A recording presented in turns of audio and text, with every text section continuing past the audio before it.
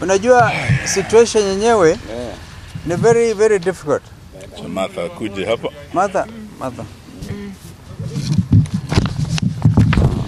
Have you finished inviting them? No. You stand ahead. Have we apologized to them? Yeah, I apologize. You have? Yeah. Have you already? I'll do it again. I think we are now properly assembled. Can these things be shorter than they are? Well, They cannot be taller than us. That's okay. That's better. we're done. Now, ladies and gentlemen, I hope you're all the same mind. You know everybody on this side. And once again, our apologies for keeping you. We had to accompany Jacom to go and say pole to the family, to Mama Eileen and the family. We found there quite a big team.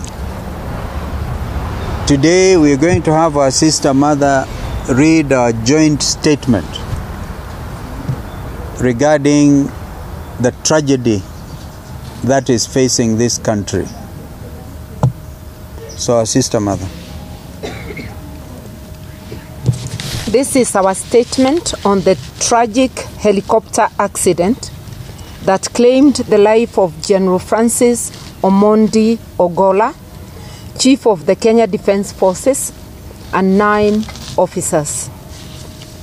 Azimio la Umoja One Kenya Coalition joins all Kenyans and indeed the world in grieving the tragic loss of the Chief of Kenya Defence Forces, General Francis Omondi Ogolla.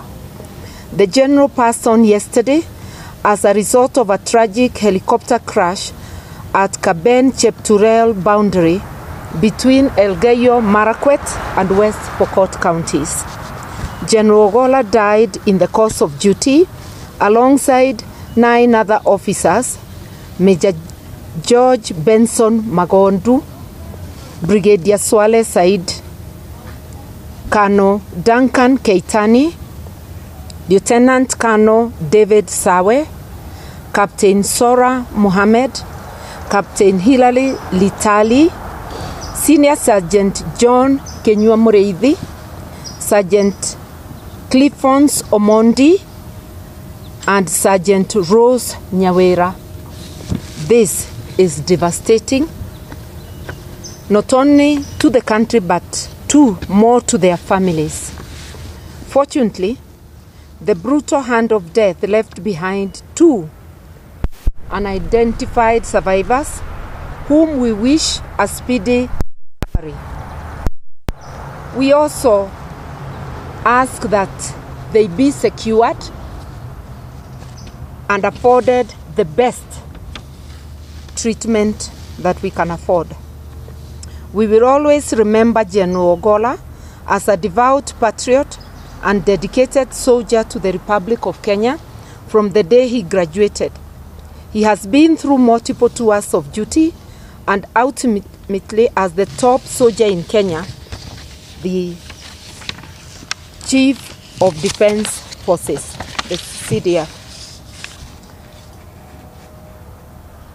He was revered by his colleagues at home and abroad.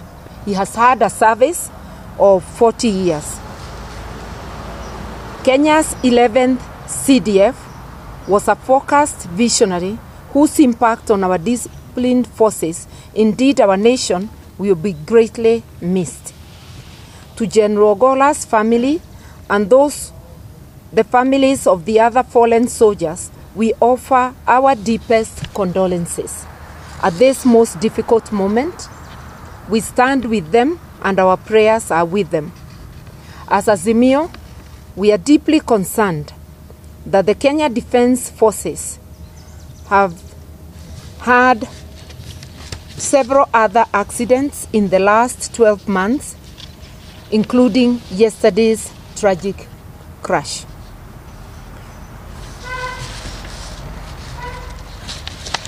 Just a minute, and we are saying that this must be thoroughly investigated. We are aware that it is the Kenya Defence Forces that secures the flights of their commander-in-chief, as well as of their top officer, who is the CDF, the Chief of Defence Forces. They have done so successfully since independence, and yesterday's accident was unprecedented. We are therefore saying that this is of great concern to Kenyans. It needs serious investigation, and it raises pertinent concerns about our the safety of our airspace, and especially of our disciplined forces. We need a serious relook into our security equipment, especially the aircraft, and we need to undertake a complete overhaul. Yesterday's unfortunate accident needs expeditious investigations, and this will not only help ease the already tense and anxious feelings of Kenyans, but it will put an end to any speculation. The investigations must be open and reports made to the public.